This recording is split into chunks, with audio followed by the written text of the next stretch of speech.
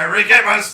Hello you fine people out there in YouTube land, this is Nick from Those Hairy Gamers and it's a lovely Melbourne afternoon on this fine Saturday, so I decided I'd do a little review for you guys. This is Star Wars Battlefront 2. This is not to be confused with the upcoming Star Wars Battlefront 2, which I believe is scheduled to release next year. This is an old one back from the early 2000s, which is the debate of much discussion because last year EA bought out Star Wars Battlefront. And while that was graphically quite an excellent game, it didn't receive much good critical review, mainly because it was quite feature poor. Now, this game that we're having a look at today is quite feature rich. You can do a lot of different things in lots of different game modes, play as a lot of different characters from the Star Wars universe, and when the new one came out, everyone went, what the fuck guys, we already have this game where you can play as everything. Why did you take out all the features and give us 2 maps? Which is understandable. I think it's a symptom of modern games where the developers just release these underdone games where they don't put much effort into the game, but oh no, we'll put DLC in later to make a full game. It's not really the way they used to do it, and it feels like a bit of a money grabbing exercise. My philosophy is, if you make a game good, it'll have longevity. You don't have to have content coming out every year or so to make it good. It does help sometimes, and there are good games like GTA 5 where that's completely justified. But they gave you a great game in the first place. The release of GTA 5 was awesome and justified the full cost. Battlefront, I don't know, not so much perhaps, but anyway, let's talk about actually this game. Battlefront 2 was created by LucasArts and Pandemic. It followed the whole Battlefield archetype of having a larger army which you are a part of. Every time your character dies, you spawn in as a new character.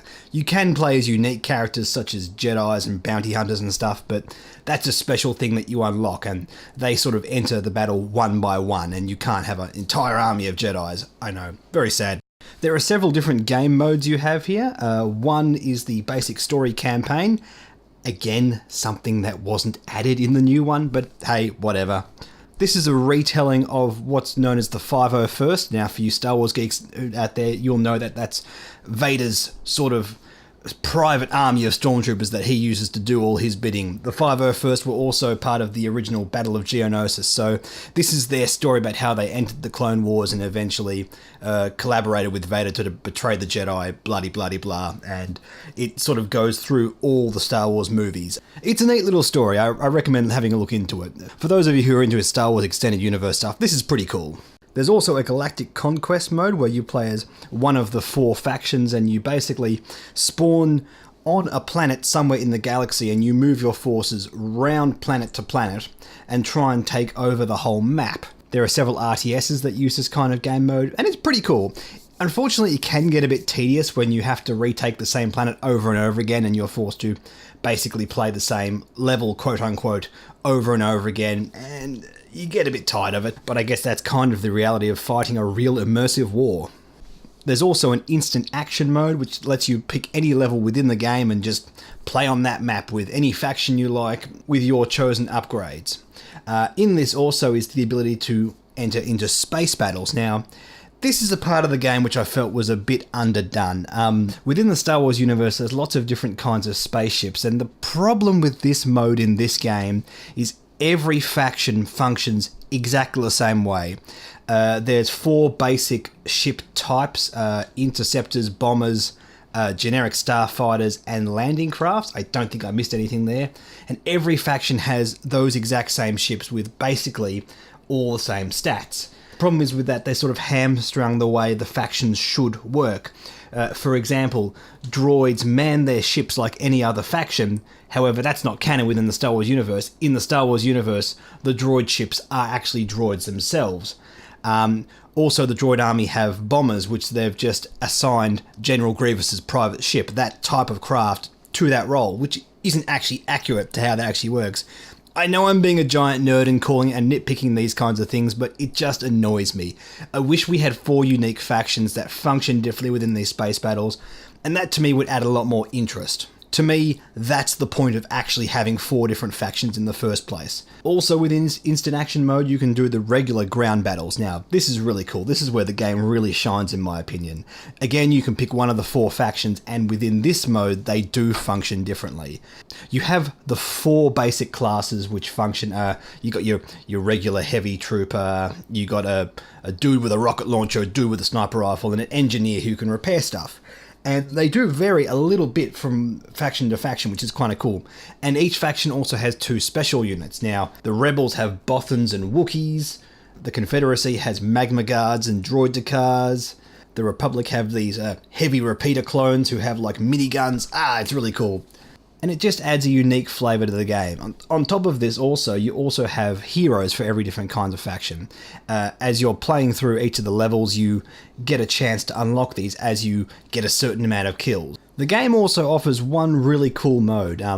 If you go to the Mos Eisley map in a ground battle, you can select the Conquest game type. Now that's usually assigned to space battles, but if you use the Conquest game type on Mos Eisley, you unlock a game mode where instead of ground armies, the units you would pick are the heroes within the game. Now, to make sense of that, you have all the heroes versus all the villains, as in all the light side versus all the dark side, which is really, really fun. It's a bit silly and unbalanced. Honestly, the villains have way too much of an advantage. Darth Maul and General Grievous, in my opinion, are just way too overpowered and just destroy most of the heroes, but it's a lot of good fun. Also on the subject of unbalance, this game does suffer it with some of the ground battles. This is because you fight alongside the native armies. Now, depending on which faction you are, you may or may not get a chance to do that. If you are, for example, the droid army on Geonosis, you get to fight alongside the Geonosians. If you are the rebels on Endor, you get to fight alongside the Ewoks. And the problem is this offers a lot of imbalance to the game. You basically get your army plus these native creatures against just your opponent's army. It just offers a massive advantage, and honestly, in my opinion, it feels unbalanced. Having said all that, it's a feature I'm glad they put in because it adds to the whole immersion of being in the Star Wars universe, and that's really cool. So yeah, that's Battlefront 2, a really, really cool game. It's something that's been remade, but I don't know. A lot of people argue that this older version is better, and I can kind of see their point. We're going to have a look at the newer game soon on Those Hairy Gamers, just to see what it's like and do a side-by-side comparison, but I don't know. Let us know in the comment, guys, which game do you think is better? Are you psyched for the new Battlefront 2? I'm a bit cautious. EA have a bit of a habit of buying titles and running them to the ground, a la Command & Conquer. Let's not talk about that, but hey, we'll see. Anyway, that was Battlefront 2. Have a good one, guys.